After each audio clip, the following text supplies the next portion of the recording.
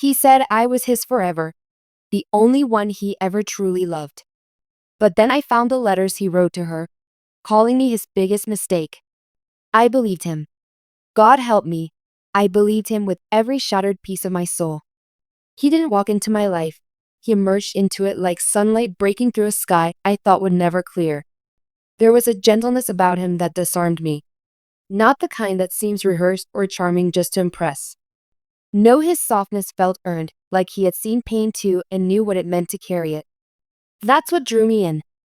That's what made me fall. We met at an art exhibit. I had gone alone, more out of habit than interest. My mind wasn't in it that day. I was still recovering from the last person who promised they'd never leave and then vanished when I needed them most. But there I was, standing in front of a painting of a shattered porcelain vase, pieced together with gold, a kintsugi-style artwork.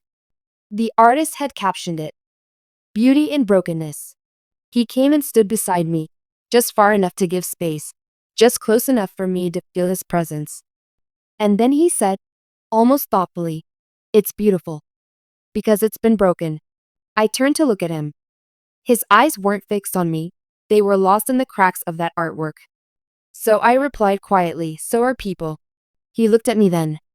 A kind of look you don't forget. Not because it was intense, but because it was safe, gentle, seen, heard. He smiled. "I'm Adam." I didn't smile back right away. "I'm Ava." That was the beginning of a story I thought would be ours.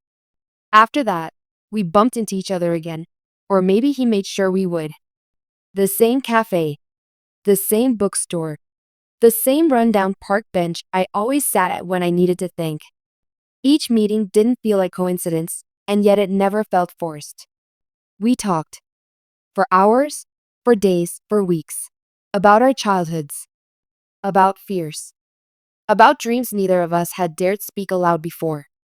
I told him things I hadn't told anyone. About my mother's abandonment, my fear of never being good enough. The way I sometimes sabotage good things because I don't believe I deserve them. And he listened. Really listened. Not like someone preparing a reply, but like someone who cared what the silence between my sentences meant. He told me he'd never met someone who made the world slow down for him. That when he was with me, he didn't have to pretend to be okay. How could I not fall? 6 months in, he gave me a bracelet. Simple. Thin. A small silver charm with a single word. Always. I wore it every day. He'd kiss my wrist and whisper, "You're mine. My always." I had never known love like this. Patient, constant, grounding. When he met my dad, they got along instantly. They laughed like old friends. My dad said, "He's a keeper, Ava. He sees you." Even my brother, Josh, who trusts no one, gave him a fist bump and said, "You picked a good one this time." My friends loved him. My world folded around him like he belonged in it. We moved in together after a year. Our tiny apartment was nothing special, but it was ours. We fought sometimes, sure, over groceries, missed calls, the way I left my books everywhere. But never anything serious. Nothing that shook us. Nothing that felt final. He'd always pull me into a hug afterward and say, "I don't care what we fight about. We don't walk away. Ever." We cooked dinners together. He'd sing off key in the kitchen while flipping pancakes. We'd dance in the living room to old records neither of us liked just because it made us laugh. He held me when I cried after a bad day. I held him when his mother passed away. I thought, no, I knew. This was love. Real, rooted, untouchable. On my 29th birthday, he took me back to the same art gallery where we'd met. He'd reserved the whole exhibit, just for me. There was soft music playing.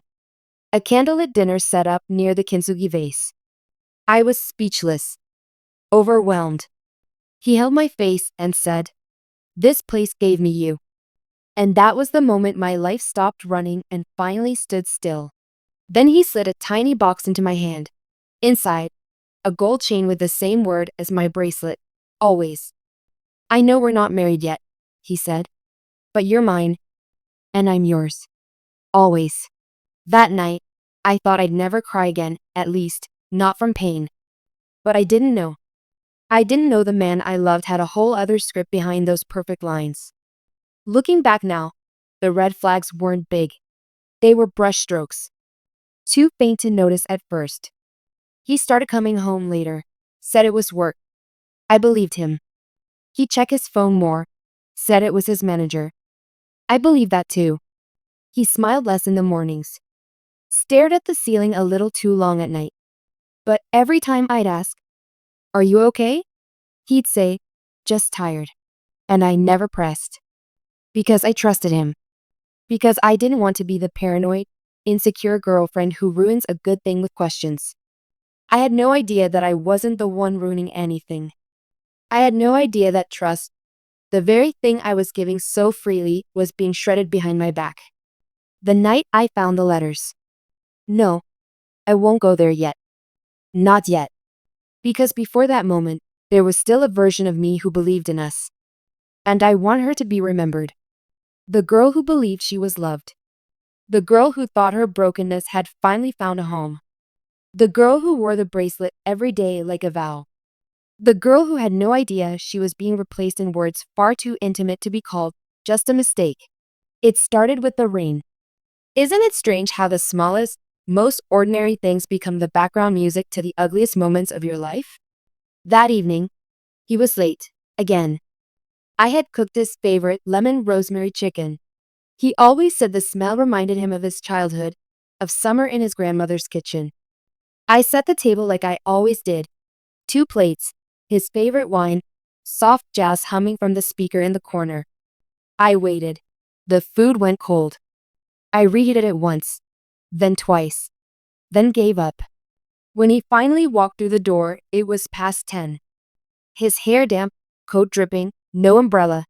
He looked distracted. Like his body was home, but his mind wasn't. I smiled anyway. "Rough day?" He didn't answer right away. He just kissed my forehead and mumbled, "Long." I asked if he wanted to eat. He said he wasn't hungry. He walked straight into the bedroom, stripped off his wet clothes, and disappeared into the bathroom. I followed. I stood by the door as he washed his face. "Adam, are you okay?" He looked at me through the mirror. "Yeah, just work stuff. I'm tired." I nodded, even though I felt that familiar ache, the one that says you're being shut out and don't know why. That night, he didn't reach for me. Didn't curl his arm around me the way he always did. He turned away. Slept without a word. I stared at the ceiling for hours, wondering if I had imagined the distance, or if it was real. The letters came a few days later. I wasn't snooping.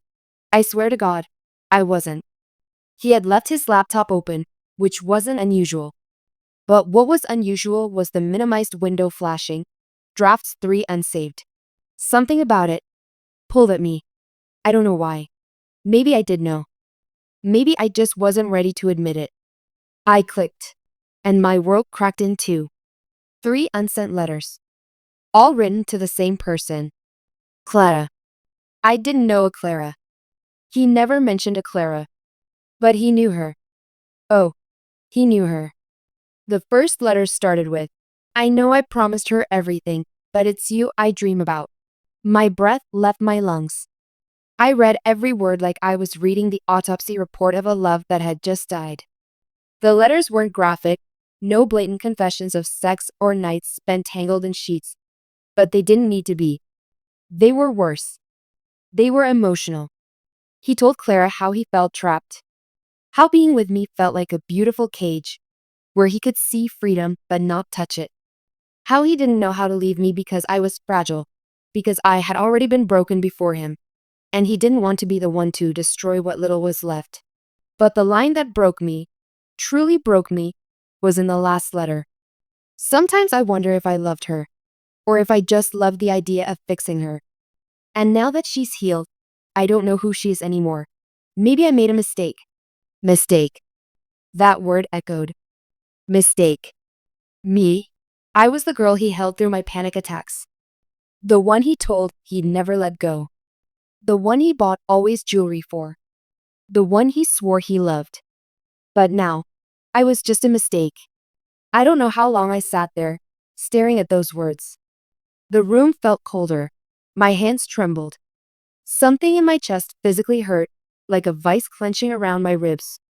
When he came home that night, I was still in the same spot. The laptop shut now. The tears dry but burning like acid had traced their path. He walked in and smiled like nothing had happened, kissed my cheek, asked about my day. I didn't say a word. I couldn't. I just nodded, walked into the kitchen, and threw the bracelet he gave me into the trash, the one with always written on it. He didn't notice. Not that night. Not the next morning. In the days that followed, I went numb.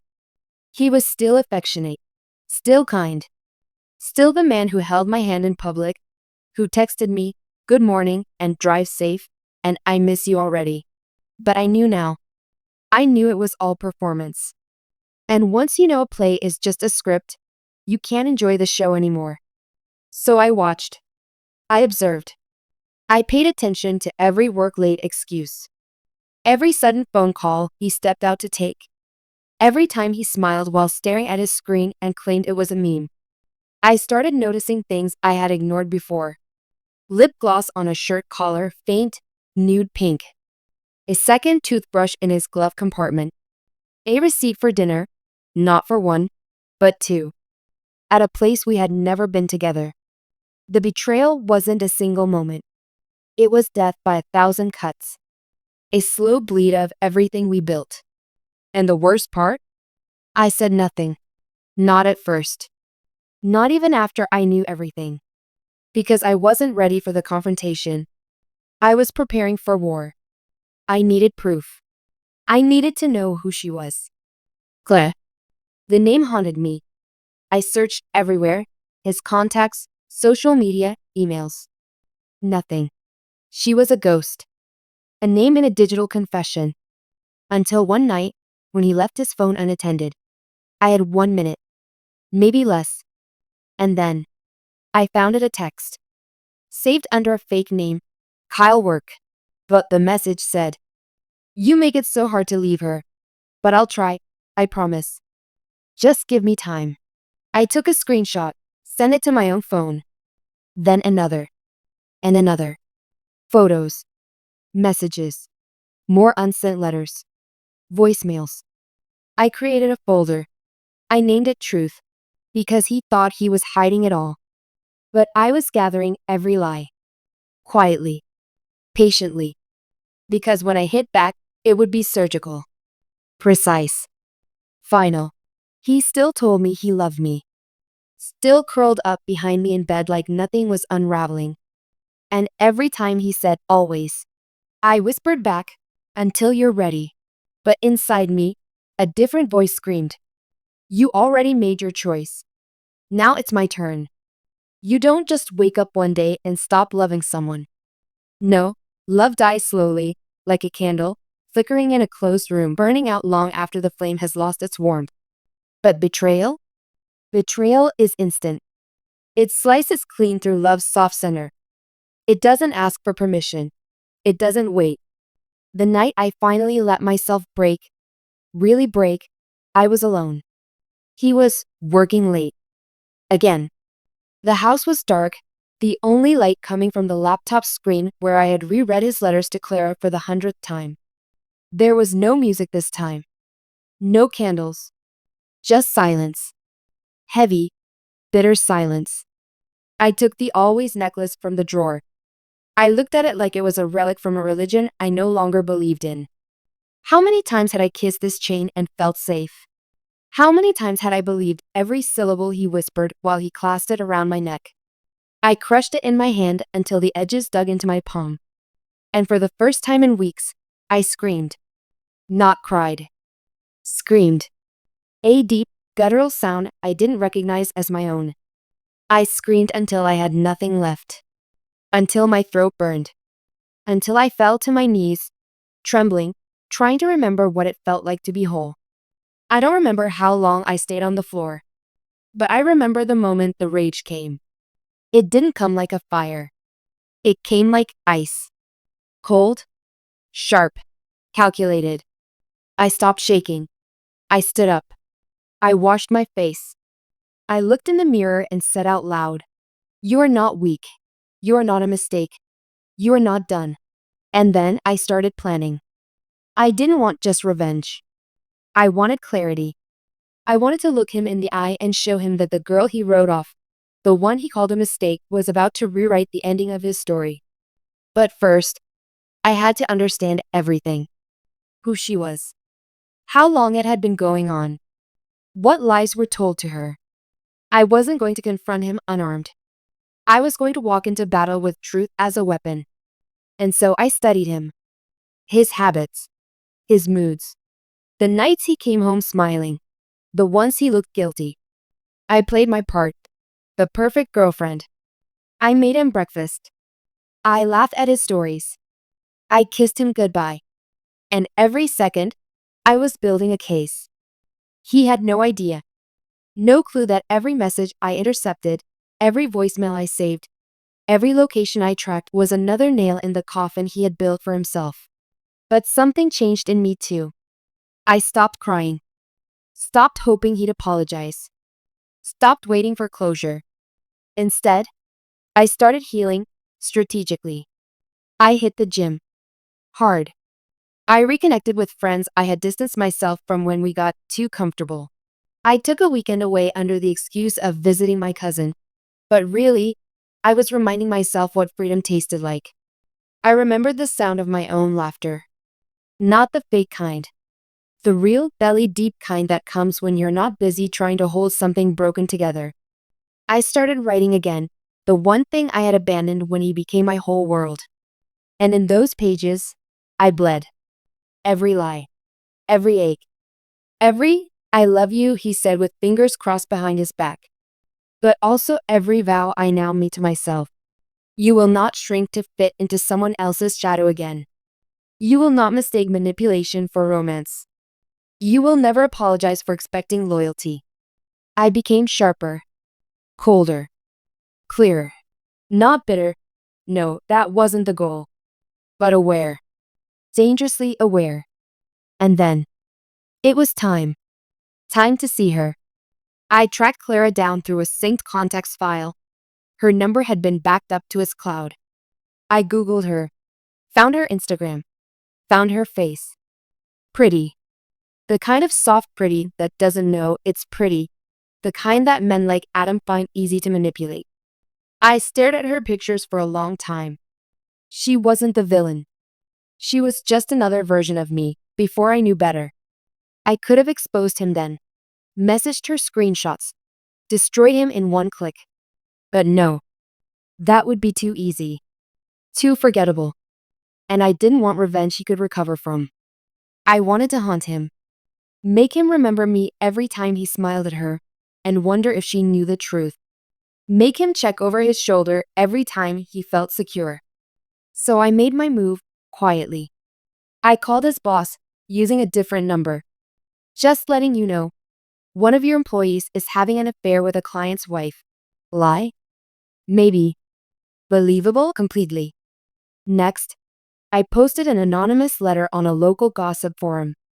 Named him. Described him. Detailed his habits, how he played house with one girl while chasing another. People guessed.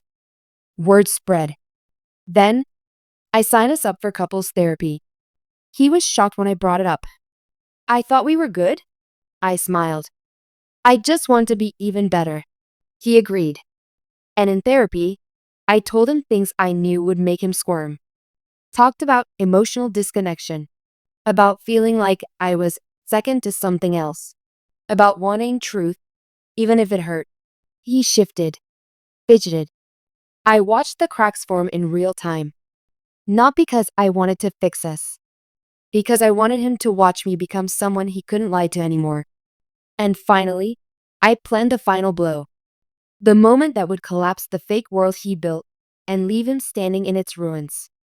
I booked dinner at the same gallery restaurant where he gave me the always chain.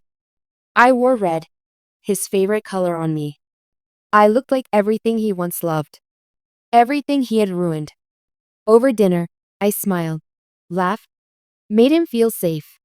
And then, Just as dessert arrived, I handed him a small box. Inside, the necklace, the letters, the screenshots. He opened them slowly, confused. And then his face changed. He looked up at me, my face calm, my voice steady. And I said, "You said I was your forever, and you told her I was your biggest mistake. So tell me, Adam, was this the plan all along?" He opened his mouth to speak, but I stood up. "Don't worry, I won't tell her." I leaned in close. "She'll figure it out on her own, just like I did." And then I walked away. Out of the gallery. Out of his life. Out of the illusion I had once called home.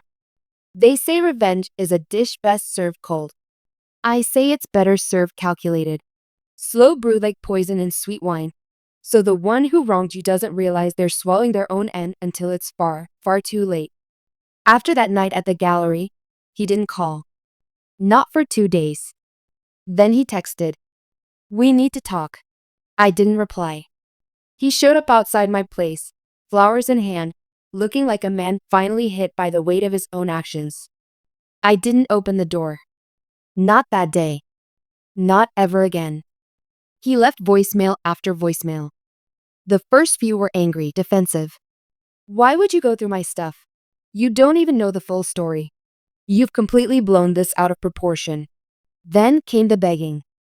"I messed up. I didn't mean to hurt you. I love you, Ava. Please." And finally, desperation.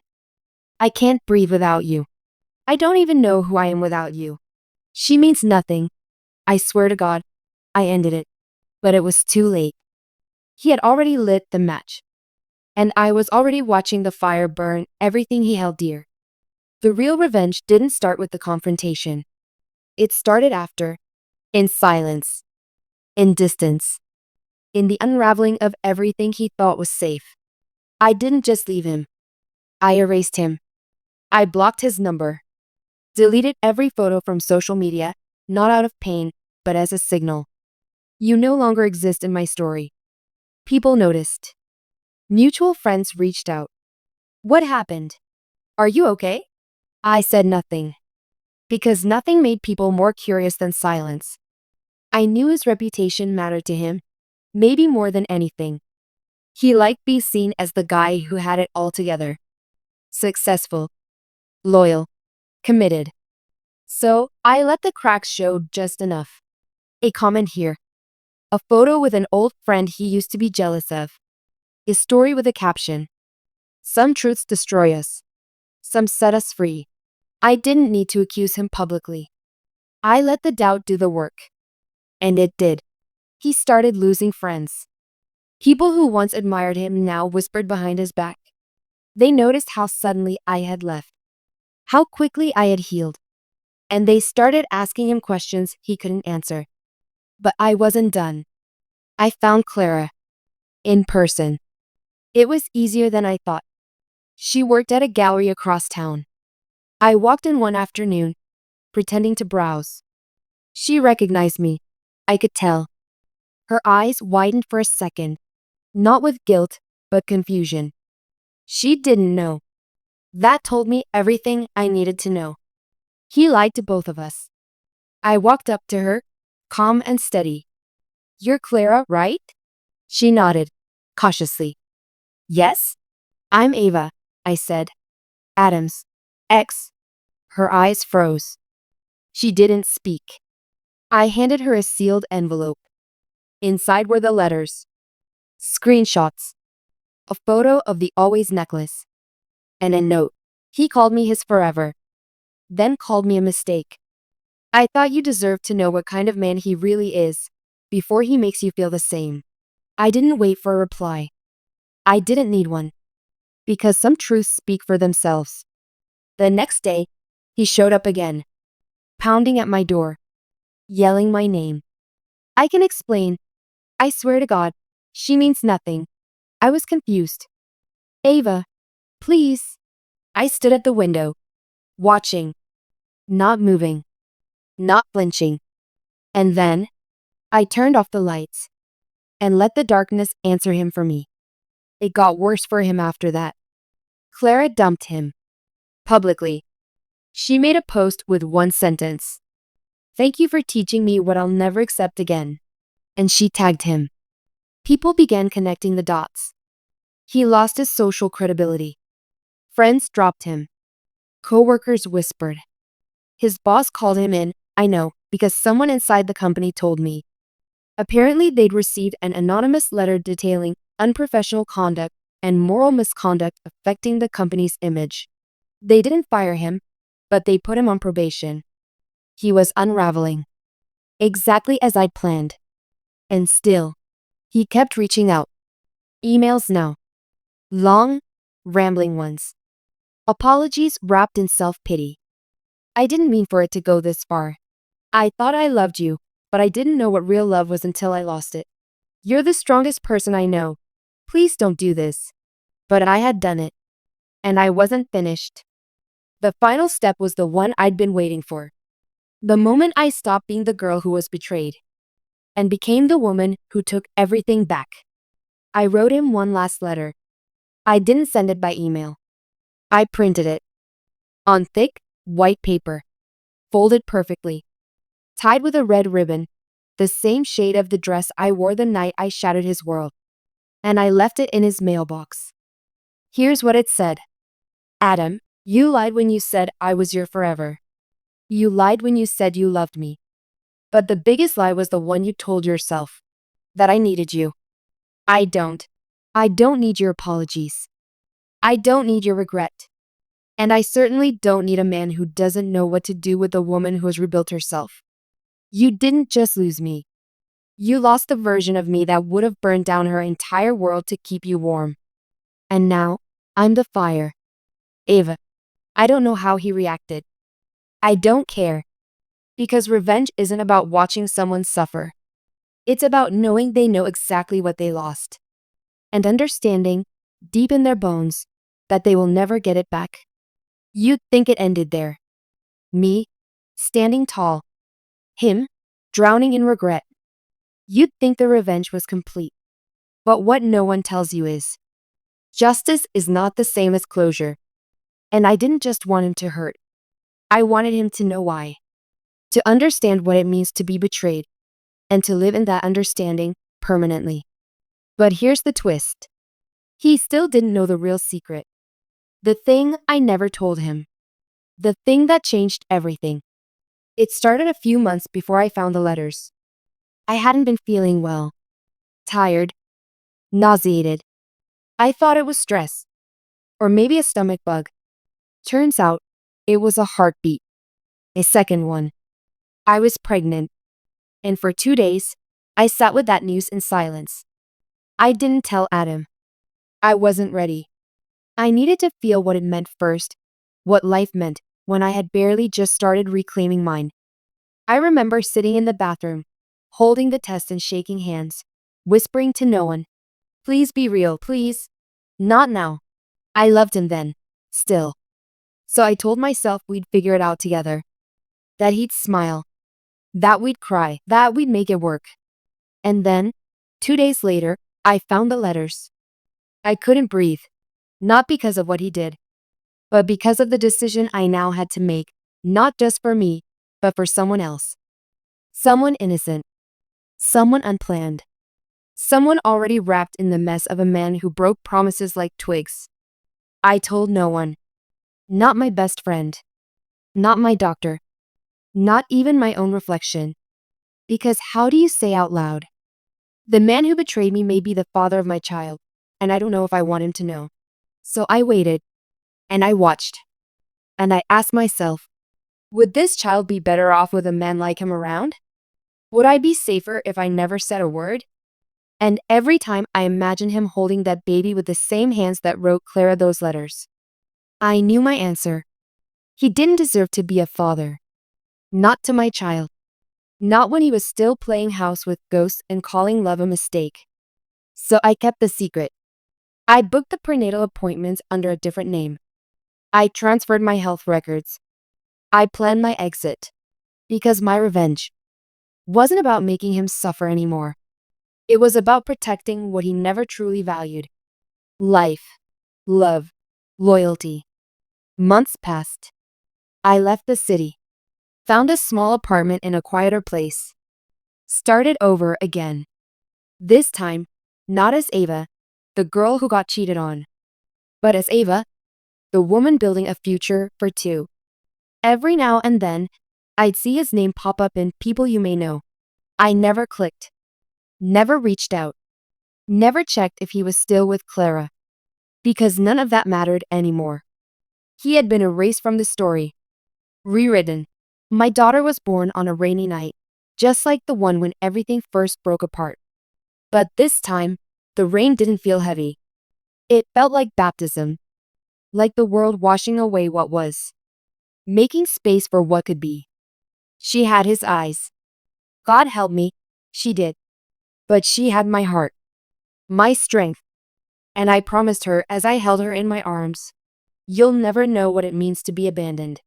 I named her Alara, not because it meant something profound, but because it was mine. Untouched, uncomplicated, free. I never planned to tell him. But fate, cruel as it is, didn't ask for my permission. On Alara's first birthday, a friend from the past tagged me in a post. A photo. Alara laughing. My arms around her. He saw it. I know he did, because the next day, he emailed me. Subject line, "Is she mine?" Just those 4 words. I stared at the message for a long time. Felt nothing. Then typed 2 words back. Too late. He called. Over and over. I didn't answer. He wrote letters. Begged to meet her. Begged to meet me. To start again. He swore he had changed. Swore Clara was gone. Swore he would be better. For her. For me. For us. But I didn't write back. Didn't explain. Because there was nothing left to say. He had a chance to protect a woman who would have died for him. Instead, he broke her. And that woman? She's not the one raising his child. I am. And he will never get that chance again. Sometimes, people ask if I regret it. Keeping her from him. Hiding the truth. And I always say the same thing. He called me his forever. Then called me a mistake. Now he lives knowing his mistake is the one thing he'll never be forgiven for.